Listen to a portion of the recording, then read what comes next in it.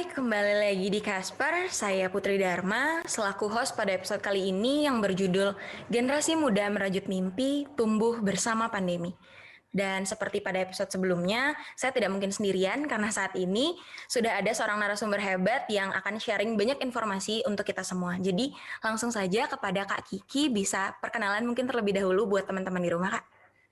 Halo Putri, halo teman-teman semua yang mendengarkan podcastnya. Salam kenal, nama saya Rizky Ika Syafitri, bisa dipanggil Kiki. Saya saat ini bekerja sebagai Communication for Development Specialist di UNICEF Indonesia, disingkat C4D. Itu sebenarnya adalah komunikasi intervensi untuk perubahan perilaku masyarakat. Saya ibu dari 2 orang anak, dan senang sekali bisa diundang di podcast hari ini. Terima kasih. Iya, makasih Kak. Jadi udah mau sharing sama kita. Mungkin buat teman-teman dari perkenalan singkat narasumber kita aja dan judul yang tadi sudah sempat saya sebutkan, mungkin teman-teman udah tahu kalau kita kali ini akan membahas seputar pandemi dan anak-anak. Nah, jadi mungkin sebagai awalan nih Kak, bisa dikasih tahu nggak sebenarnya orang-orang yang dikategorikan sebagai anak-anak itu siapa saja sih? Oke, baik. Terima kasih pertanyaannya. Jadi kalau berdasarkan Undang-Undang Perlindungan Anak di Indonesia dan konsensus secara global ya, yang disebut anak adalah mereka yang berusia 0 sampai dengan 18 tahun. Jadi itu masuk kategori anak. Ya, jadi nah untuk peran UNICEF sendiri terkait dengan hak-hak anak itu sejauh mana Kak? Yang Putri ini umurnya berapa, Put? Kalau Putri mungkin udah bukan anak-anak. Kak ya, Putri 20 tahun saat ini. Oke, baru 2 Iya. tahun ya lewat dari usia. Iya. Iya. Pertanyaan tentang UNICEF ya. Iya. Jadi UNICEF ini adalah lembaga Perserikatan Bangsa-Bangsa, salah satu dari UN agency, begitu yang memang mandatnya fokus pada pemenuhan hak-hak anak. Ya, jadi hak anak itu luas sekali, hak kesehatan, hak untuk mendapatkan pendidikan, hak untuk hidup sehat, hak untuk mendapatkan kesejahteraan, terlindung dari berbagai bentuk kekerasan, baik fisik, mental maupun seksual, kemudian memberikan hak juga untuk anak bicara, menyampaikan pendapatnya, berekspresi, gitu ya, sehingga itu yang menjadi mandat UNICEF, termasuk UNICEF di Indonesia. Begitu. Iya. Jadi tadi Kakak sempat nyinggung tentang hak kesehatan dari sekian banyak hak pada anak ya Kak ya. Jadi karena kita membahas tentang hak kesehatan, berarti adakah peran UNICEF dalam penekanan penyebaran COVID saat ini Kak, terutama pada anak? Baik, jadi UNICEF cukup aktif dan banyak berkontribusi dalam upaya penanganan COVID-19 ya, termasuk untuk meningkatkan minat dan penerimaan masyarakat, partisipasi masyarakat terhadap vaksinasi COVID-19. Nah, suka banyak yang tanya nih Putri, kenapa sih UNICEF ikut serta gitu? Kan UNICEF fokusnya anak-anak, gitu. Padahal emangnya COVID ini banyak ya kasusnya di anak-anak, gitu ya. Jadi walaupun dibandingkan dengan age group yang lain, jumlah kasus COVID pada anak tidak terlalu tinggi, tapi sebenarnya ada kenaikan yang cukup signifikan ya di tahun ini, gitu ya. Ini dalam periode 7 Januari sampai Maret 2021 misalnya, itu ada peningkatan kasus COVID-19 pada usia anak, terutama di usia sekolah ya 6 sampai 18 tahun. Walaupun di usia balita 0 sampai 5 tahun juga terjadi kenaikan kasus. Dan ini cukup tinggi ya, kenaikannya hampir 80% di usia anak 0 sampai 5 tahun. Jadi dari 20.000 kasus menjadi 37.000 kasus. Jadi ini cukup tinggi. Kemudian di anak usia sekolah 6 sampai 18 tahun juga ada kenaikan kasus sekitar 83%, dari 68.000 ke lebih dari 125.000 kasus gitu ya. Nah, ini kematiannya juga naik gitu ya karena kasusnya naik. Jadi pada usia balita itu angka kematiannya meningkat dari 183 kematian menjadi 291 kematian. Ini growth-nya sekitar hampir 60%. Jadi walaupun disebut-sebut dibandingkan kelompok lain tidak terlalu tinggi, sebenarnya terjadi peningkatan. Tapi di luar itu sebenarnya UNICEF melakukan banyak kajian terkait dengan dampak pandemi bagi anak-anak. Jadi dampaknya ini dimensinya pandemi kan nggak bisa hanya dilihat dari aspek kesehatan ya. Banyak dampak lainnya anak-anak. Contoh untuk pendidikan saja. Anak-anak kehilangan kesempatannya untuk belajar secara normal. Saat ini metode pembelajaran jarak jauh diberlakukan. Tapi hampir 10 juta anak loh di Indonesia yang bahkan tidak punya akses terhadap internet. Nah, ini tentunya menghambat kesempatan mereka, hak mereka untuk belajar. Dan kalaupun punya akses internet, misalnya kemampuan guru untuk bisa berinteraksi dengan baik, melakukan proses mengajar melalui mekanisme online, itu tidak semuanya baik gitu ya. Jadi banyak anak-anak mengeluh membosankan kelasnya, nggak bisa ketemu teman, tidak ada interaksi, hanya misi atau ngerjakan tugas saja gitu ya. Ini tentunya juga sangat berpengaruh pada anak. Kemudian dampak yang lain, yang non-health sebenarnya ada studi yang menyebutkan bahwa anak-anak yang tidak berada di sekolah itu justru mengunjungi tempat-tempat umum, public space, yang justru bisa meningkatkan kemungkinan mereka untuk terpapar COVID. Jadi mereka misalnya jadi pergi main ke taman, ke mall, atau ikut orang tuanya gitu ya. Jadi bisa meningkatkan risiko. Kemudian anak-anak juga mengalami peningkatan kasus kekerasan karena anak berada di rumah tinggal bersama orang tua yang mungkin kehilangan pekerjaan, mengalami gangguan atau masalah mental health, sehingga anak berada pada risiko yang rentan terhadap berbagai bentuk kekerasan. Kemudian dari aspek ekonomi, dengan banyaknya keluarga yang kehilangan pekerjaan, semakin banyak anak yang masuk pada kategori kemiskinan atau rentan miskin. Ini nanti masalahnya juga kemana-mana, termasuk akses gizi yang baik buat anak. Ya. Jadi yang biasanya gizinya asupannya cukup, bisa jadi karena pandemi ini gizi anak menjadi tidak baik. Sementara Indonesia sendiri kasus stuntingnya kan sudah sangat tinggi ya, 30%. Nah ini tentunya bisa meningkatkan risiko. Jadi banyak sekali dampak negatif dari pandemi di luar kesehatannya. Walaupun tadi kasus COVID pada anak juga sebenarnya meningkat ya, walaupun tidak sebesar pada age group yang lain. Ya. Jadi tadi banyak banget informasi tambahan yang Putri sendiri baru tahu, itu terutama bahwa ekonomi pun secara nggak langsung akhirnya bisa berdampak pada anak-anak dan bahkan berdampak pada kondisi gizinya dan lain-lain, termasuk kekerasan. Jadi tingkat kekerasan juga pada anak menjadi meningkat ya Kak ya. Nah mungkin mengenai dampak itu karena tadi banyak aspek, mungkin itu bisa kita bahas nanti di akhir lagi, lebih banyak mengupas tentang itu. Mungkin sekarang ke penerapan protokol dulu, karena kakak sempat menyinggung tentang beberapa data kenaikan. Dari sekian data tadi kakak sampaikan itu semua ada peningkatan, walaupun orang mungkin bisa memandang sebelah mata kondisi COVID pada anak, tapi ternyata sebenarnya di semua kategori umur itu ada peningkatan. Nah, kalau kita lihat penerapan protokol kesehatan pada anak itu ada kesulitan nggak sih Kak sampai saat ini menerapkan protokol kesehatan yang kita tahu sebagai cara utama untuk menekan penyebaran COVID itu, ada kesulitan nggak anak-anak untuk menerapkan protokol kesehatan itu sendiri? Jadi sebelum kepada anak pun, saya mau bicara bahwa penerapan protokol kesehatan di masyarakat umum juga sangat challenging ya.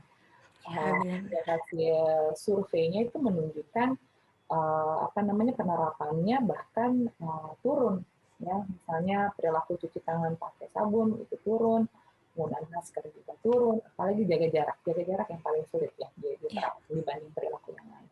Dan perilaku ini itu baru dilihat sendiri-sendiri ya, 3 perilaku sendiri-sendiri. Sebenarnya kan kalau mau terhindar dari COVID harus jalanin ketiganya. Nah, digabung ketiganya, data yang kita lakukan dari hasil survei omnibus yang UNICEF lakukan bersama Nielsen, itu lebih rendah lagi. Itu hanya sekitar turun kuartal lalu 30%-an, kuartal 4 tahun 2020 sekitar hanya 25% loh. Jadi sangat rendah ya Kak ya? Konsisten, karena ini harus konsisten menjalankan 3 perilaku pencegahan tadi.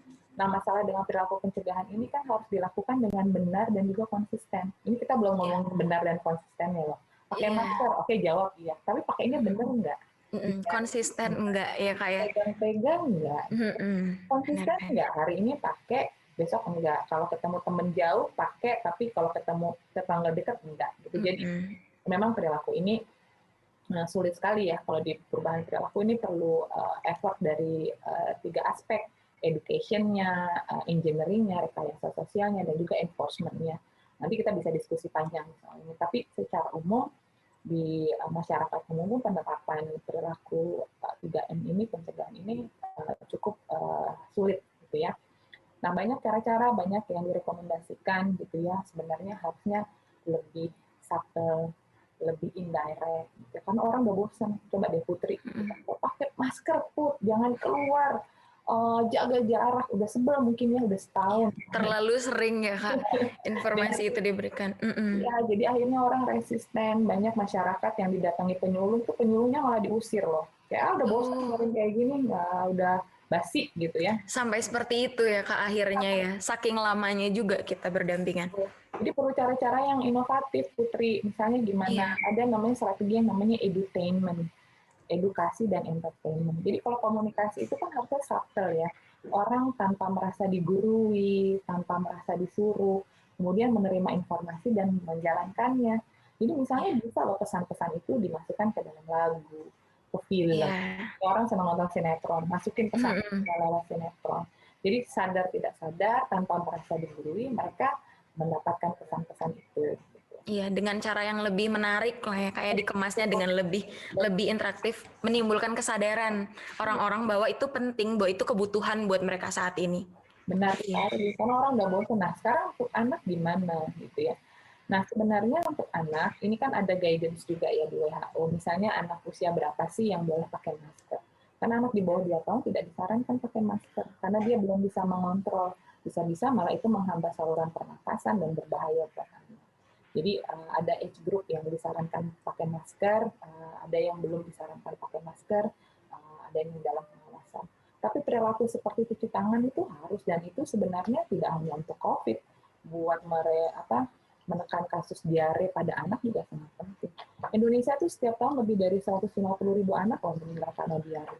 Iya, cukup banyak. Iya, faktornya itu karena tidak cuci tangan ya ketika makan gitu, padahal habis dari toilet. Jadi cuci tangan ini bisa dilakukan. Dan untuk anak-anak tuh banyak strateginya, sambil nyanyi misalnya supaya 20 detik gitu sambil nyanyi happy birthday to you gitu. Itu bisa dilakukan dengan cara-cara yang lebih fun. Iya, yang lebih dekat dengan mereka, yang lebih menarik gitu. Iya. Kalau anak-anak yang udah lebih besar yang memang sudah bisa pakai masker ya, contoh anak saya juga susah pakai maskernya. Ya cari cara, misalnya mereka senang tokoh-tokoh kartun atau hero tertentu ya, ini lagi senang main ini misalnya anak saya Among Us gitu. Karakternya itu cari karakternya, jadi mereka juga pakainya proud gitu, makanya juga senang. Kalau anak-anak harus yang kayak gitu, tapi terlebih lagi anak itu belajar bukan hanya dari yang dia dengar, anak itu belajar dari yang dia lihat. Jadi kalau orang tuanya konsisten melakukan itu di rumah, konsisten cuci tangan, konsisten pakai masker, konsisten jaga jarak, anak itu akan meniru, anak itu akan belajar. Jadi kalau mau ngajarin anak, kita ajarin dengan contoh.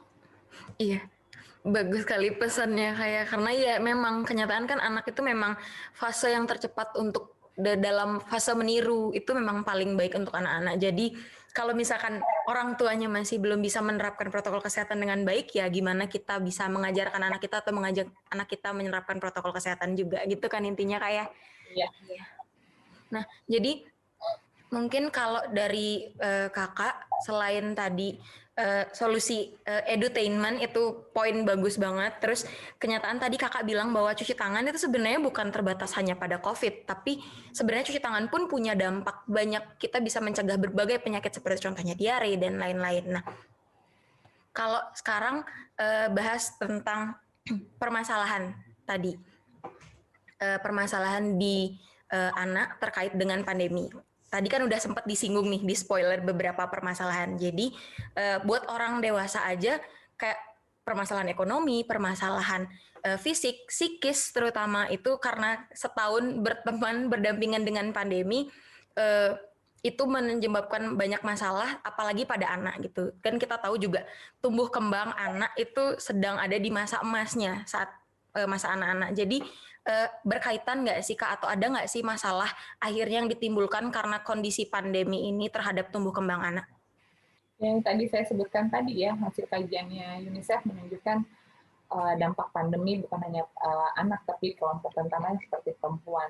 Ya, ada selain isu kesehatan, tadi terbatasnya akses pada pendidikan, ya anak-anak ini, termasuk anak saya kasih contoh anak saya ya, udah mulai sering bolos kelas online-nya, kita bosan gitu lihat layar gitu ya, tidak menarik. Kemudian itu yang di Jakarta, saya punya privilege, punya akses internet. Yang di daerah-daerah, saya bulan lalu datang ke Ujung Genteng, masih di Pulau Jawa.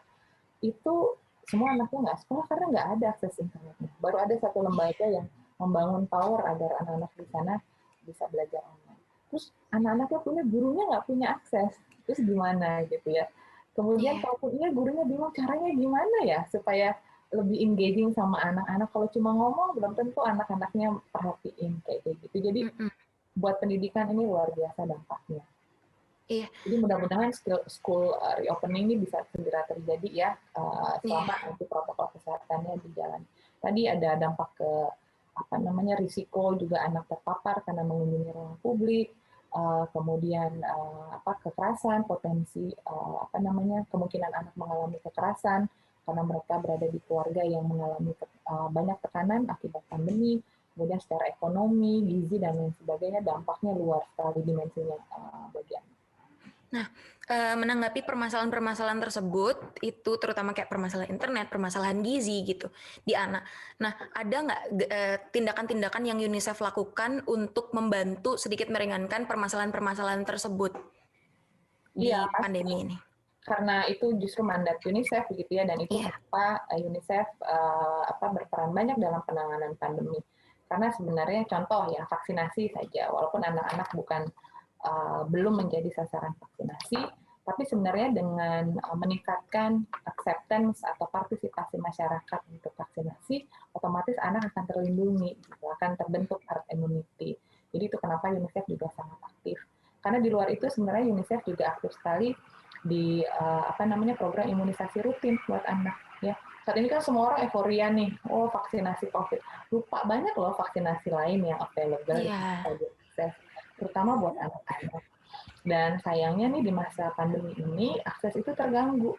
Kita melakukan survei juga bulan April ya ke Posyandu, Puskesmas. Kita tanya ada gangguan nggak di layanan dasar esensial buat ibu dan anak selama pandemi. 85% menjawab iya ada gangguan. Karena kan pasti sumber daya teralihkan untuk penanganan COVID. Saat itu di awal-awal pandemi, APD, alat pelindung diri bagi dokter juga susah. Nah, berkat survei itu kemudian Kementerian Kesehatan beraksi cepat mengeluarkan pedoman agar misalnya layanan tetap jalan, namun ada protokol kesehatan. Jadi untuk imunisasi misalnya dikasih jadwal supaya orang nggak ngantri, nggak menunggu. Gitu. Ini ditanyakan juga ke orang tua, apakah mau membawa anaknya imunisasi? Sebagian besar menjawab mau, tapi ketika ditanya beneran nggak datang ke puskesmas untuk vaksinasi? Hanya 50% yang jawab ya. Alasannya sangat bisa diterima ya.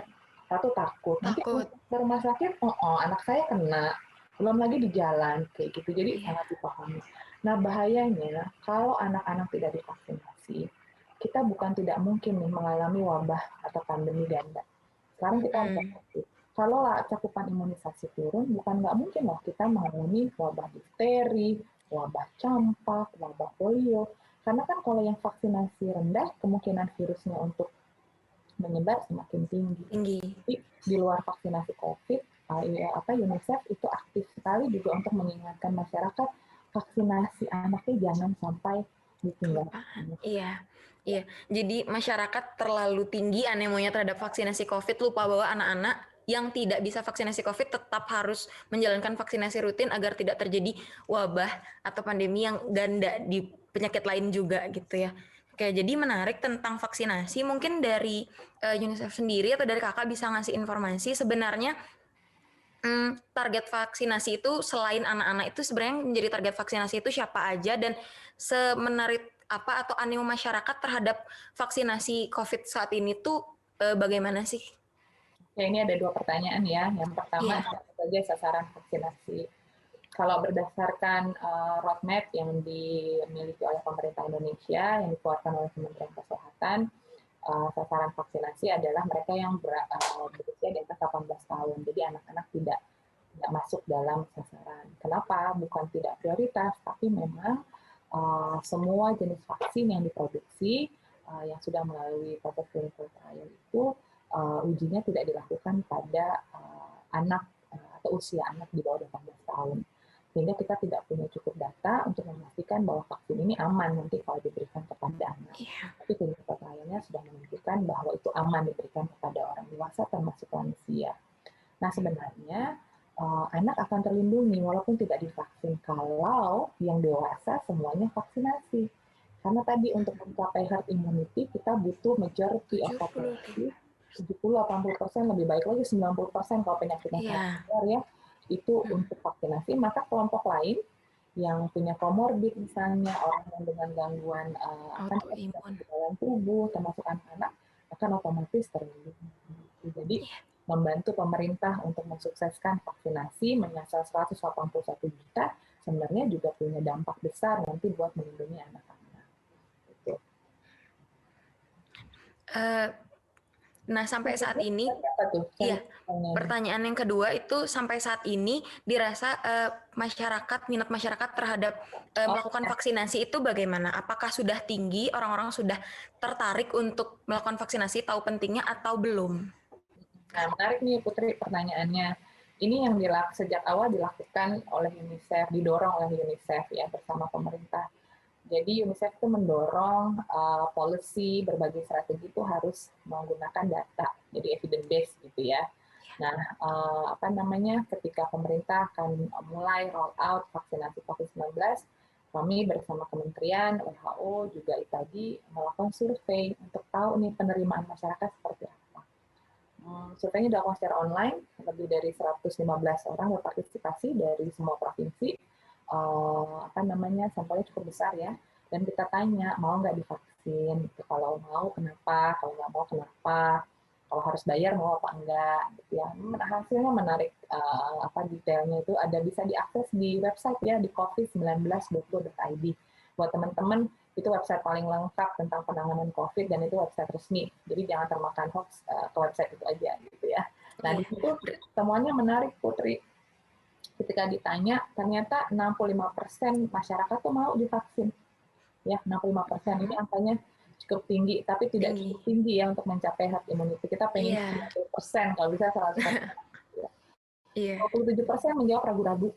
Ya, ini swing voter nih kalau di pemilu.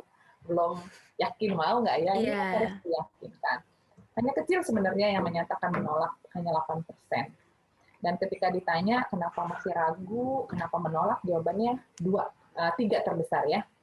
Yang pertama itu ragu akan efektivitas vaksin, kedua ragu atas keamanan vaksin, dan ada sedikit yang menyebut soal kehalalan vaksin. Nah, berbekal data itu, kemudian kita bisa merumuskan strategi komunikasi. Oh, kalau yang menjadi kekhawatiran masyarakat ini, maka narasi, berbagai media, edukasi, kita fokuskan ke isu itu. Meyakinkan masyarakat vaksin itu efektif, ya, di proses pembuatannya diawasi, clinical trial-nya diawasi, ini aman, data-datanya dikasih, gitu ya. Sehingga acceptance masyarakat tuh meningkat. Itu bulan April. September. Nah, sempat di November itu kita observasi lagi, kita lakukan survei lagi. Hasilnya hanya menurun tuh November.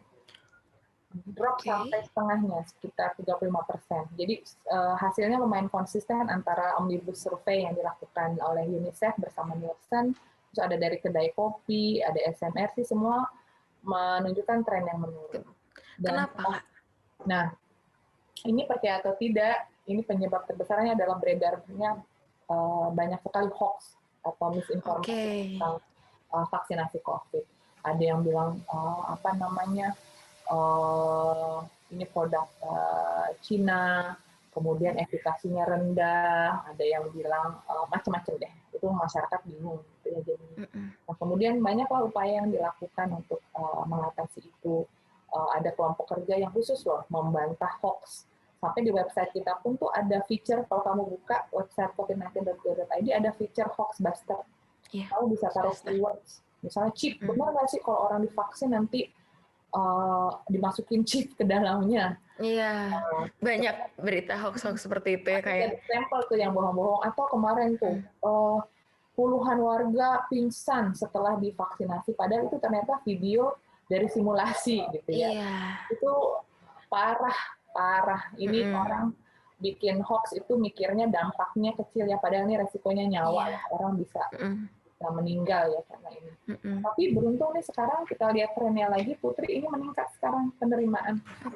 Sekarang udah makin banyak informasi yang benar, masyarakat akhirnya sudah lebih paham gitu ya. Sekarang justru orang berlomba-lomba. Kenapa saya belum? Saya kapan? Iya. Karena vaksinasi dibagi sesi ya Kak. Jadi orang-orang minta cepet biar bisa dia vaksin kayak gitu ya Kak. Iya, jadi kan dilakukan bertahap ya. Orang-orang udah sabar nih untuk divaksin. Ya harus sabar karena vaksinnya juga nggak mudah mendapatkannya ya. Iya. Vaksinnya terbatas dan semua negara berlomba-lomba untuk mendapatkan vaksin. Jadi pemerintah kita harus dikasih apresiasi juga udah berhasil mensupply puluhan juta vaksin. Terlepas dari masyarakat Indonesia sendiri sebenarnya populasinya juga tinggi gitu. Jadi untuk memenuhi semua kebutuhan pasti memerlukan waktu. Ya kan kayak. Nah, bergeser sedikit dari tadi mengenai vaksinasi. Tadi Kakak juga di sebelumnya di kendala menyebutkan mengenai kendala pendidikan. Pendidikan itu salah satu concern yang besar untuk anak-anak. Nah, tapi beberapa waktu lalu Bapak Menteri kita, Menteri Pendidikan, Bapak Nadiem Makarim itu sudah mengeluarkan wacana bahwa bulan Juli nanti itu akan sekolah buat anak-anak itu kembali lagi dibuka. Nah, tanggapan Kakak terkait wacana tersebut bagaimana Kak? Baik, terima kasih. Dari UNICEF posisinya mendukung ya rencana school reopening itu dengan berbagai pertimbangan dan hasil-hasil kajian. Tentunya dengan memastikan dijalankannya protokol kesehatan di sekolah. Dan beberapa sekolah sudah mulai sebenarnya.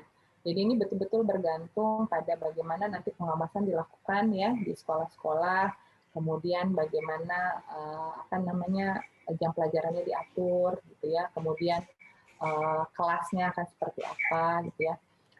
Sebaiknya memang ruang terbuka, dikasih jarak. Kemudian guru-gurunya kan sekarang menjadi prioritas juga nih fase 2. Iya, sedang vaksinasi di fasenya sekarang ya. Oke. Jadi contoh di sekolah anak saya mulai diatur, nggak masuk setiap hari sih, masuk seminggu sekali, terus dijadwal yang pagi berapa siswa, supaya nggak terlalu banyak, sore berapa siswa. Terus anak-anak harus pakai masker, sampai di sekolah cuci tangan dulu, terus sepatunya juga disemprot sama disinfektan. Jadi sebenarnya selama protokol kesehatan yang dijalankan, sekolah bisa dibuka kembali karena betul-betul anak harus mendapatkan haknya mendapatkan pendidikan ya yang baik, yang berkualitas.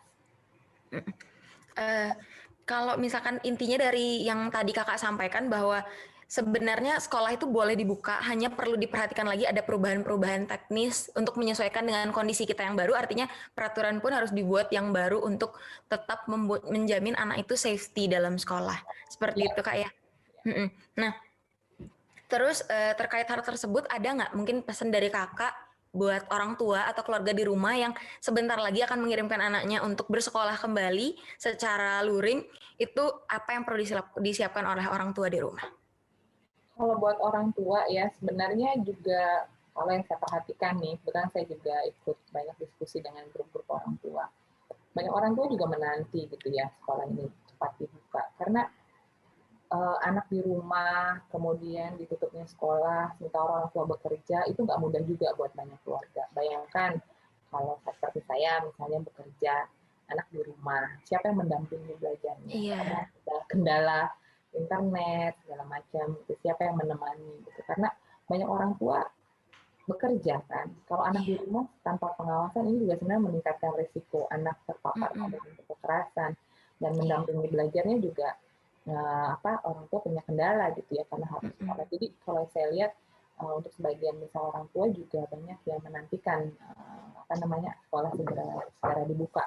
Tapi yang pasti tadi memastikan protokol kesehatannya betul-betul dijalankan. Jadi yang diperhatikan sebenarnya bukan hanya ke anak, tapi dialog antara orang tua, pihak sekolah, guru itu harus dibuka. Ditanya sesiap apa sekolah untuk mematuhi protokol kesehatan. Apakah guru-gurunya sudah divaksin? Bagaimana nanti pengaturan jumlah siswa di dalam kelas, misalnya untuk memastikan jarak aman. fasilitas cuci tangannya tersedia atau tidak. Jadi itu yang harus didiskusikan ya orang tua bersama dengan sekolah, sehingga ini dilakukan pengawasannya bersama-sama gitu ya, orang tua juga, oleh guru juga gitu ya, memastikan anak-anak. Nah kalau untuk anak-anak yang pasti PR terbesarnya sebenarnya menjelaskan kenapa mereka tidak bisa sekolah seperti biasa saat ini. Kenapa nggak bisa ketemu temennya. Dan anak-anak pasti excited. Nah, anak-anak harus diberi penjelasan bahwa kalau mau sekolah, ya ada syaratnya, harus patuh pada protokol kesehatan, gitu ya. Karena kalau tidak, bahaya, nanti bisa ada penularan, sekolahnya ditutup lagi, gitu ya. Dan lagi-lagi, sebenarnya anak-anak itu justru yang sangat semangat ya menjalankan protokol kesehatan selama tadi gitu dengan cara-cara yang menarik, yang sesuai dengan apa namanya kemampuan anak, yang menghibur, yang itu yang harus dipastikan.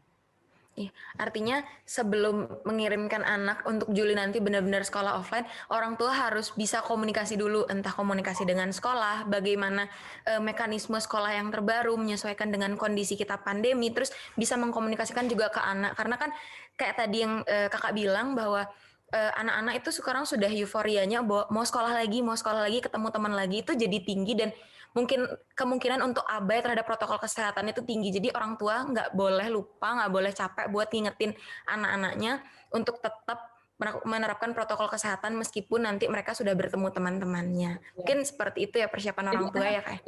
Diingatkan, diedukasi, tapi juga sekolahnya itu harusnya diengineer gitu, direkayasa. Misalnya yang kursi-kursinya harus diatur ulang agar anak-anak dengan jarak aman.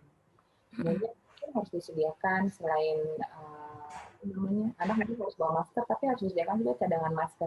Nah, anak kan suka mainnya keringetan, masker basah, nanti. Jadi hal-hal yang seperti itu yang orang tua harus pastikan gitu, selain mengedukasi anaknya untuk menjaga jarak aman, cuci tangan, dan masker. Iya, jadi tadi udah banyak informasi, tapi kemarin sebenarnya tim Casper sendiri sudah menginformasikan di IG official kita di Kastrat FKK Unwar bahwa hari ini akan ada wawancara antara Casper dengan kakak sebagai narasumber. Nah, dan ada titipan beberapa pertanyaan Kak. Dari banyak titipan pertanyaan, ada 3 yang kami pilih untuk pertanyaan yang bisa kita tanyain langsung sama kakak. Jadi mungkin kesediaan Putri minta kesediaannya dari kakak buat bantu menjelaskan pertanyaan-pertanyaan dari orang-orang. Nah, untuk pertanyaan pertama, kalau misalkan ada situasi khusus yang mengharuskan untuk memilih prioritas, yang mana yang bisa lebih diprioritaskan? Komunitas atau golongan lansia atau anak-anak? Dan apa alasannya? Ini prioritas untuk apa nih maksudnya? Prioritas untuk dilakukan penanganan atau yang mana yang harus lebih diperhatikan gitu, istilahnya yang mana yang lebih riskan kondisinya untuk terpapar COVID-19 itu yang mana, golongan lansia atau anak-anak? Oke, kalau risiko sebenarnya semua punya risiko terpapar ya. Yang membedakan adalah kemudian seberapa fatal ketika itu menyerang dewasa atau menyerang anak-anak.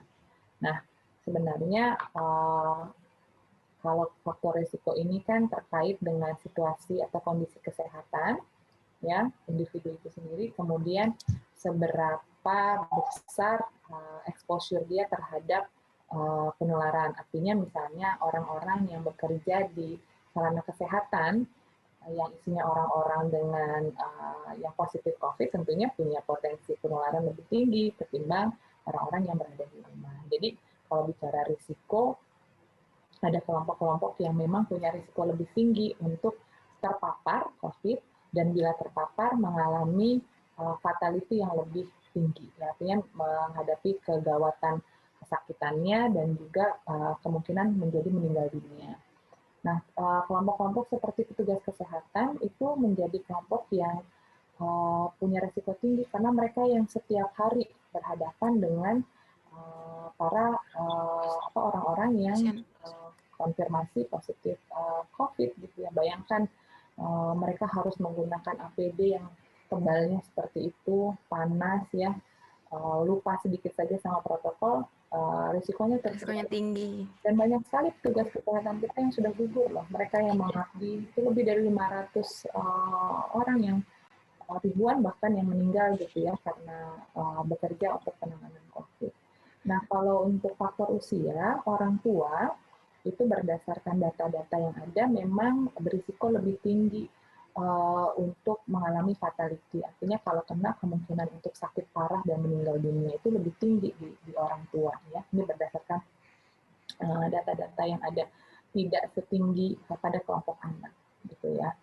Ini data sementara yang ada gitu. Walaupun tadi saya sudah jelaskan di awal tahun ini terjadi juga peningkatan kasus pada anak dan juga angka kematian pada anak yang meningkat.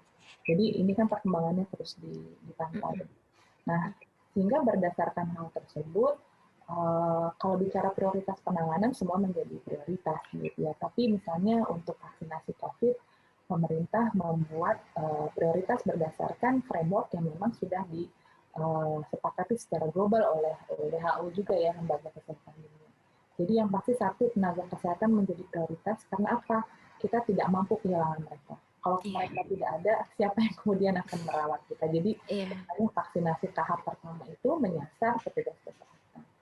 Kemudian prioritas yang kedua itu lansia ya, elderly group tadi, karena datanya menunjukkan kalau mereka terinfeksi, kemungkinan mereka untuk sakit parah dan meninggal dunia itu sangat tinggi. Nah, pemerintah kemudian di tahap 2, selain kelompok lanjut usia juga memprioritaskan pelayan publik, mereka yang berada di garda depan, yang memang melayani masyarakat, yang potensinya untuk terpapar atau tertular COVID juga tinggi. Misalnya polisi yang setiap hari harus tetap keluar rumah, gitu ya, bertugas. Kemudian pelayan publik, orang-orang yang bekerja di institusi pemerintah itu menjadi prioritas. Nanti baru berikutnya tahap ketiga adalah masyarakat yang umum, mereka yang di area yang rentan dengan kasus COVID tinggi dan masyarakat umum lainnya. Totalnya 180 juta jiwa loh yang harus divaksin. Di Indonesia banyak dan 2 kali dosis. Iya, benar. Kita harus menyiapkan lebih dari 400 juta dosis vaksin. Nah, banyak kan? Butuh waktu pasti kan. Butuh waktu, jadi nggak bisa cepat-cepat, bersabar saja menunggu gilirannya. Iya. Jadi mungkin ini juga kalau ditonton sama orang-orang atau teman-teman di rumah jadi tahu bahwa nggak bisa seburu-buru itu, bahwa banyak loh Indonesia ini banyak kebutuhan akan vaksinasi itu banyak, dan kayak yang tadi kakak bilang itu nggak bisa 1 kali, itu harus 2 kali, jadinya lebih banyak lagi kayak itu karena ganda kan artinya untuk perhitungannya. Jadi untuk teman-teman di rumah yang belum kebagian vaksin mungkin harus bersabar, mengutamakan orang-orang yang resikonya lebih tinggi atau yang seperti tadi kalau misalkan terkena resiko untuk penyakitnya tersebut menjadi makin parah atau bahkan sampai meninggal itu besar, jadi golongan-golongan tersebut yang diutamakan itu kan kayak. Sebenarnya prioritas ini bukan berarti kelompok lain nggak penting, ya penting, tapi kan vaksinnya terbatas. Ketika terbatas, siapa dulu nih yang harus diberikan? Tentunya kita harus berpikir secara strategis ya, siapa yang paling berisiko dan siapa yang perlu diprioritaskan. Iya. Nah, jadi lanjut ke pertanyaan berikutnya mungkin Kak ya, karena yang tadi udah sangat jelas. Jadi ini masih ada pertanyaan mengenai apakah ibu menyusui bisa divaksin COVID dan apakah ada dampak yang mungkin bisa ditimbulkan pada bayinya kalau misalkan ibunya melakukan vaksinasi. Ya, sebenarnya pemerintah sudah mengeluarkan edaran, tadi saya lupa bacainnya, dari Kementerian Kesehatan sudah mengeluarkan edaran bahwa ibu menyusui itu bisa mendapatkan vaksin, jadi aman untuk ibu menyusui. Nah, kalau itu kita lanjut ke pertanyaan terakhir mungkin Kak ya. Jadi di sini ada satu kendala atau contoh kasus di mana pertanyaannya adalah aman nggak sih anak kecil itu ikut di hotel isolasi orang tuanya hanya karena tidak ada orang yang menjaga di rumah. Jadinya di satu keluarga kecil ini hanya ada orang tua dan anak kecil yang kalau misalkan orang tuanya ini positif dan harus diisolasi, itu anaknya nggak ada yang jaga. Jadi apakah aman kalau misalkan anak itu ikut bersama orang tuanya dilakukan isolasi ke ruangan isolasi, atau apakah ada saran lain yang bisa diberikan? Ini tadi saya PR buat pertanyaan sebelumnya ya. Jadi Kementerian Kesehatan sudah mengeluarkan surat edaran tentang pelaksanaan vaksinasi COVID-19 pada kelompok sasaran lansia, komorbid, dan penyintas COVID serta sasaran tunda. Jadi di sini diputuskan bahwa vaksinasi COVID bisa diberikan kepada mereka yang usia lansia. Tadinya kan belum ya. Nah ini kan perkembangan nih, ini virus baru, semua masih mau dilihat. Akhirnya diputuskan lansia kemudian bisa diberikan vaksin, kemudian juga mereka yang komorbid tapi terkontrol begitu juga bisa, termasuk ibu menyusui. Jadi sudah ada surat edarannya dari Kementerian Kesehatan. Iya. Artinya kalau dari orang tua atau sekarang ibu menyusui nggak perlu takut atau ada rasa ragu lagi untuk vaksinasi, karena memang surat dari pemerintah pun sudah menghimbau bahwa golongan-golongan tersebut boleh melakukan vaksinasi. Kemudian tadi pertanyaannya tentang gimana nih kalau harus isolasi tapi anaknya nggak ada yang jaga. Iya. Nah, ini tantangan real. Saya pun merasakan ya sebagai single mother begitu, harus bekerja, bagaimana anak saya di rumah. Saya pikir pandemi ini nih bukan hanya masalah kesehatan ya, ini benar-benar ujian kemanusiaan buat kita semua. Betul-betul deh. Kompleks sekali. Iya, dan yang ngerasain bukan 1-2 orang, kita semua merasakan dampaknya dalam berbagai aspek. Nah, kalau ada situasi seperti ini, tentunya sangat tidak ideal ya, anak yang negatif kemudian ikut isolasi, ibunya yang positif misalnya. Padahal the whole idea dari isolasi kan supaya dia tidak bertemu orang lain. Gitu. Namanya isolasi, dia diisolasi, dia nggak menularkan ke lain. Kalau anaknya ikut ya sama aja gitu ya. Justru menambah penyebaran sama aja kan.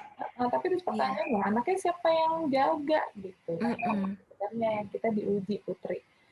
Katanya Indonesia negara yang gotong royong.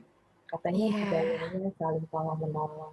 Nah, kalau ada yang seperti ini nih, kira-kira tetangganya, keluarganya bisa bantu apa? Gitu. Mungkin nggak sih anaknya dititip dulu di keluarga yang lain? Mungkin nggak sih dibantu pengawasannya? Jadi ini makanya penanganan ini kompleks sekali dan kita semua nggak bisa tinggal diam. Kita semua ingin segera keluar dari pandemi. Tapi kalau kita juga nggak berpartisipasi, semakin sulit dan semakin lama gitu. Jadi tentu itu sangat tidak disarankan, tapi juga dimengerti sekali kesulitan yang dialami keluarga ini. Justru pesannya ini kepada kita semua, Putri. Iya, benar Kak. Siswa nih, relawan-relawan, ayo bergerak, apa yang bisa dibantu gitu ya. Lembaga-lembaga swadaya masyarakat, masyarakat di sekitar itu. Kita dari dulu loh, dari kecil diajarkan tolong-menolong. Nah, ini waktu ini mempraktikkan itu di masa pandemi. Iya, benar. Jadi intinya kalau saran anak ikut isolasi bersama orang tua yang positif itu benar-benar nggak disaranin ya Kak ya. Jadi lebih iya, oke. Jadi memang lebih ke mencari cara lain seperti tadi dititipkan kepada tetangga atau adanya relawan. Jadi orang-orang harus menyadari bahwa COVID ini nggak bisa dibasmi atau diberantas hanya oleh 1-2 pihak. Jadi semua harus ikut ambil andil dalam menekan penyebarannya gitu. Jadi itu pesan penutup yang bagus sekali mungkin dari Kakak yang bisa menyadarkan orang-orang bahwa nggak bisa egois sama dirinya sendiri, tapi harus bisa juga membantu orang-orang untuk bisa menekan penyebarannya. Nah, karena tadi sudah ditutup dengan jawaban pertanyaan sekaligus pesan yang bagus, jadi mungkin bisa kita tutup episode kali ini Kak ya. Jadi sebelumnya terima kasih banyak untuk Kak Kiki karena udah mau kita wawancarai dan ngasih banyak banget informasi baru yang bahkan Putri sendiri tadi banyak nggak tahu, data-data yang dikasih ke kita. Mudah-mudahan itu bermanfaat bukan buat Putri tapi buat semua juga teman-teman yang dengerin atau yang nonton di rumah, biar orang-orang lebih aware lagi bahwa ini nih tantangan pandemi ini adalah tantangan bersama gitu. Nah, akhir kata mohon maaf kalau misalkan ada kekurangan selama Putri membawakan episode kali ini, dan Putri Dharma bersama seluruh kru pamit undur diri. Sampai jumpa lagi di episode-episode berikutnya dengan host yang berbeda dan pembawaan yang berbeda. Dan terakhir, jangan lupa tetap terapkan protokol kesehatan dan jaga kesehatannya semua di rumah. Oke, sampai jumpa. Hai, selamat datang di Casper. Casper adalah sebuah podcast inisiasi dari sekelompok orang dalam suatu departemen yang tertarik untuk mengulik suatu isu, dan melalui podcast ini kita akan menyampaikan hal-hal yang perlu kamu ketahui dan mungkin relevan dengan kehidupanmu. Because we're gonna talk about something secret. So keep it close, raise your volume, and listen to Custard Whisper.